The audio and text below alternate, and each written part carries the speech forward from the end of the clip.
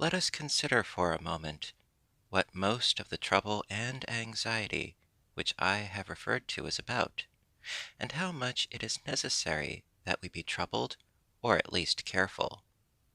It would be some advantage to live a primitive and frontier life, though in the midst of an outward civilization, if only to learn what are the gross necessaries of life, and what methods have been taken to obtain them, or even to look over the old day books of the merchants, to see what it was that men most commonly bought at the stores, what they stored, that is, what are the grossest groceries. For the improvements of ages have had but little influence on the essential laws of man's existence, as our skeletons probably are not to be distinguished from those of our ancestors.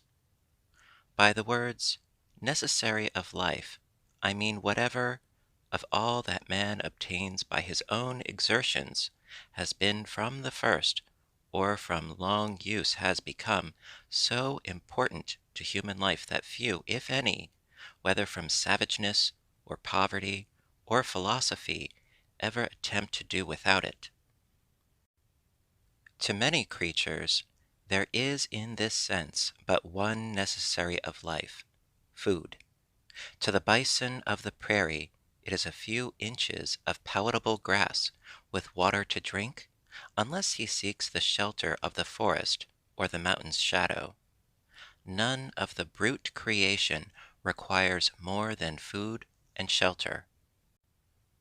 The necessaries of life for man in this climate may, accurately enough, be distributed under the several heads of food, shelter, clothing, and fuel, for not till we have secured these are we prepared to entertain the true problems of life with freedom and a prospect of success.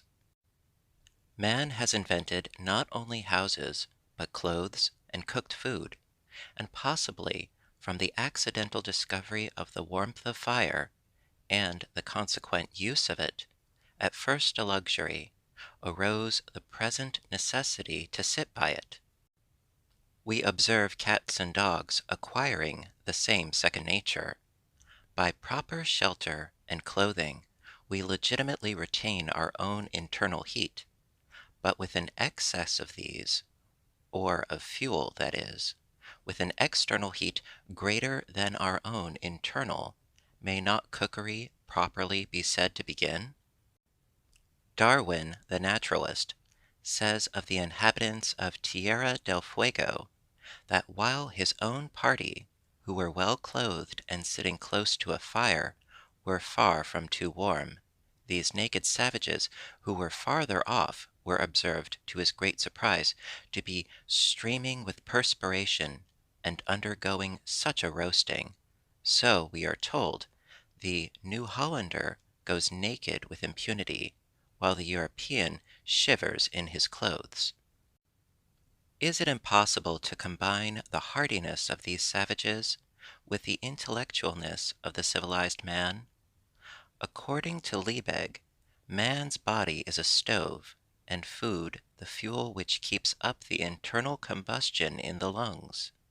In cold weather we eat more, in warm less. The animal heat is the result of a slow combustion, and disease and death take place when this is too rapid, or for want of fuel, or from some defect in the draught, the fire goes out. Of course, the vital heat is not going to be confounded with fire, but so much for analogy. It appears, therefore, from the above list, that the expression animal life is nearly synonymous with the expression animal heat.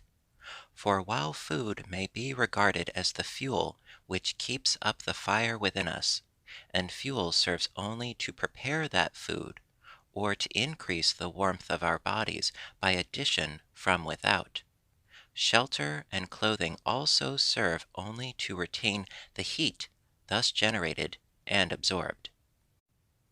The grand necessity, then, for our bodies is to keep warm, to keep the vital heat in us.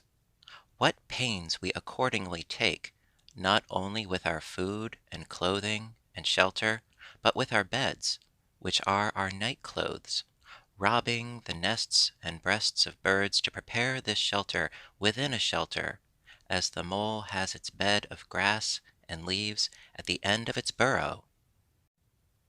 The poor man is wont to complain that this is a cold world, and to cold no less physical than social, we refer directly to a great part of our ills. The summer, in some climates, makes possible to man a sort of Elysian life. Fuel, except to cook his food, is then unnecessary. The sun is his fire, and many of the fruits are sufficiently cooked by its rays, while food generally is more various and more easily obtained, and clothing and shelter are wholly or half unnecessary.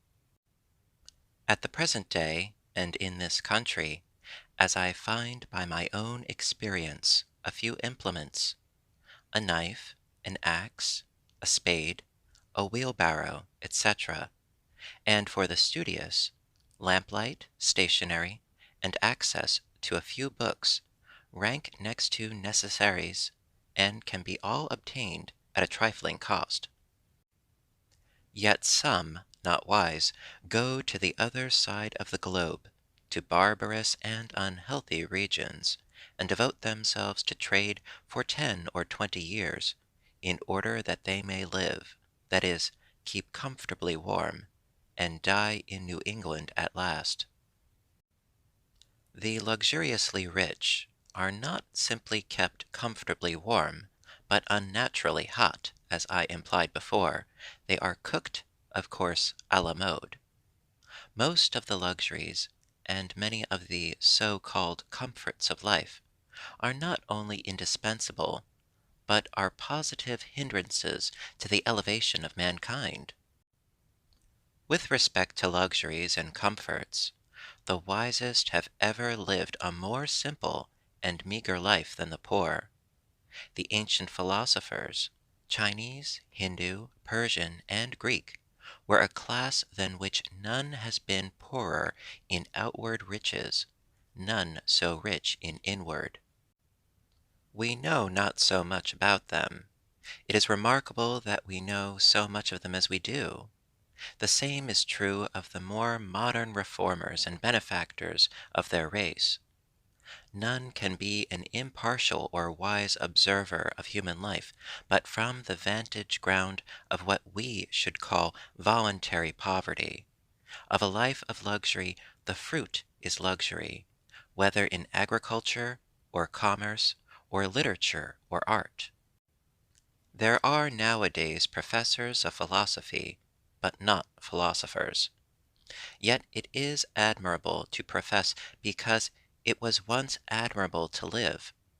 To be a philosopher is not merely to have subtle thoughts, nor even to found a school, but so to love wisdom as to live according to its dictates, a life of simplicity, independence, magnanimity, and trust. It is to solve some of the problems of life, not only theoretically but practically. The success of great scholars and thinkers is commonly a courtier-like success, not kingly, but manly. They make shift to live merely by conformity, practically as their fathers did, and are in no sense the progenitors of a noble race of men. But why do men degenerate ever? What makes families run out? What is the nature of the luxury which enervates and destroys nations? Are we sure that there is none of it in our own lives? The philosopher is in advance of his age, even in the outward form of his life. He is not fed, sheltered, clothed, warmed, like his contemporaries. How can a man be a philosopher and not maintain his vital heat by better methods than other men? When a man is warmed by the several modes which I have described, what does he want next? Surely not more warmth of the same kind, as more and richer food, larger and more splendid houses, finer and more abundant clothing, more numerous, incessant, and hotter fires, and the like. When he has obtained those things which are necessary to life, there is another alternative than to obtain these superfluities, and that is to adventure on life now, his vacation from humbler toil having commenced. The soil, it appears, is suited to the seed, for it has sent its radicle downward, and it may now send its shoot upward also with confidence. Why has man rooted himself thus firmly in the earth, but that he may rise in the same proportion into the heavens above? For the nobler plants are valued for the fruit they bear at last in the air and light, far above the ground, and are not treated like the humbler esculents, which, though they may be biennials, are cultivated only till they have perfected their root, and often cut down at top for this purpose, so that most would not know them in their flowering season.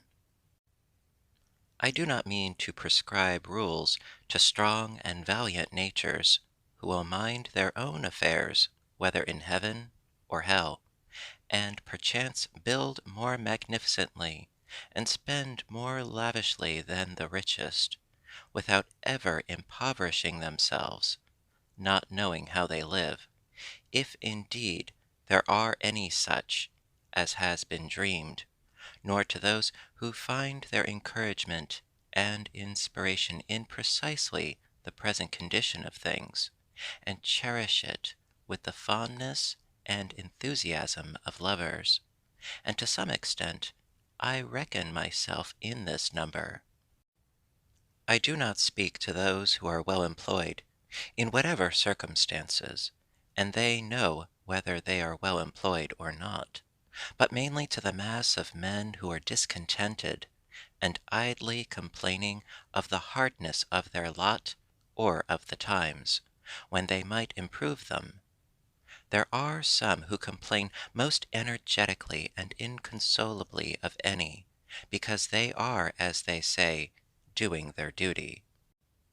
I also have in my mind that seemingly wealthy, but most terribly impoverished class of all, who have accumulated dross, but know not how to use it, or get rid of it, and thus have forged their own golden or silver fetters.